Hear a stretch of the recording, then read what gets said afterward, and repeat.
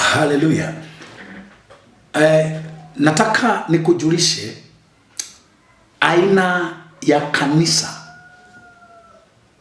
nitakalolilea, nitakalolichunga. Aina ya kanisa nitakalolilea, nitakalolichunga.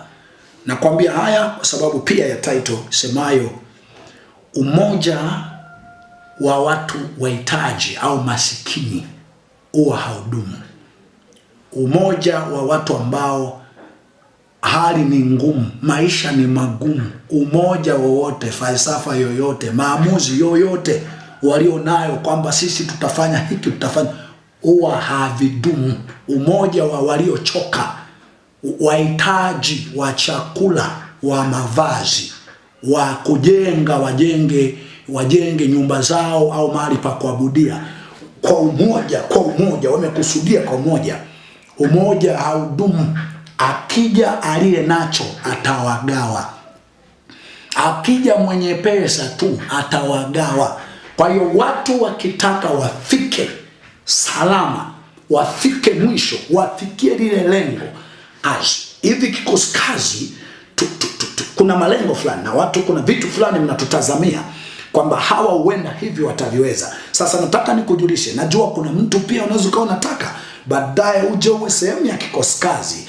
Nataka nikujulishe kwamba aina ya kikosi kazi, aina ya kanisa ambalo nitalilea, aina ya kanisa nitakalolilea ni watu watakao kuwa na uwezo, kila uwezo wa mmoja wa kula, kuvaa, kujenga kwa gharama zake bila kuomba msaada kokote. Ni watu watakao kuwa na uwezo. Haijalishi sio walio na uwezo.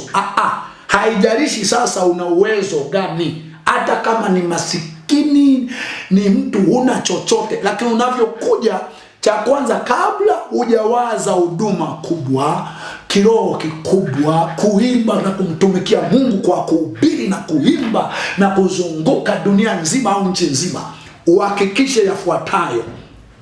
Utakuwa na uwezo wa kula, sio tena kula chakula chochote kile, yani mchicha tu, hujaunga chochote, nyanya chungu zipo zimekaa ovyo. Ukila na chungu, ukila mchicha, ukila ugali, ukila wali, kapangike, kawe vizuri. Uwe wali safi sana, wali safi, nyanya chungu zimeungwa safi, kama ni mboga za maboga safi. Sio sikwambii lazima uwe na nguo za mamilioni ya pesa, ni chakula, nyama tu na vitu ambavyo vinaonekana pengine ndio vya no, vilivyopangika sawa sawa. Lakini pia uwe msafi sana mahali unapotoka. Uhakikishe kitanda chako, sebule yako, hata kama usio na mikwishe uliopewa. Mikwishe uliopewa iko hiyo, au tu ulinunua mwaka 2000 au 91 mpaka leo unayo imetoboka, inanuka, ina vumbi. Nataka ukovu ambao utii sana haya nayoongea, utii sana. Kuna watu wanasema lakini atakuja nyumbani kwangu. Nitakuja tu kama niseme ya kikosi kazi, nitakuja tu. Kama sijaja nitatuma mtu. Na hiyo tu inaweza nikakutosha. Tusiandamane, tusishikamane. Tii haya.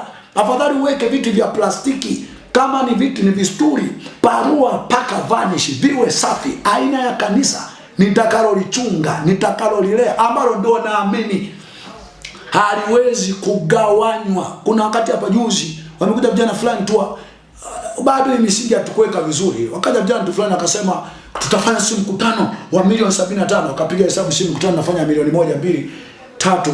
Ingawa tunaipanga vizuri na neema inakuepo, sababu pia na mikutano yetu inajaa kufunga kwingi, kwa kuwa kuna haja fulani tunayo.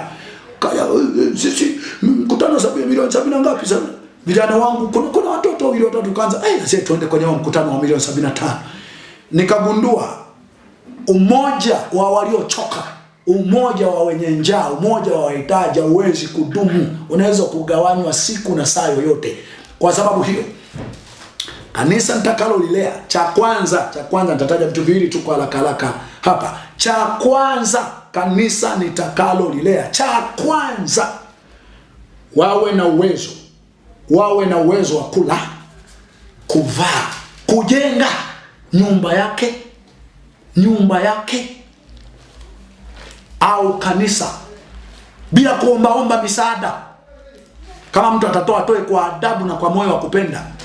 Lakini pia kanisa la wazima, kanisa la watu wazima, sio watu wazima wenye umri mkubwa, la wazima, watu wenye uzima. Maombi sio kwamba ninavyokuambia nitakavyosoma hapa kufanya kazi na tafsiri maombi na ibada vipungue. Maombi na ibada kila siku, maombi na ibada kila siku, kazi kila siku.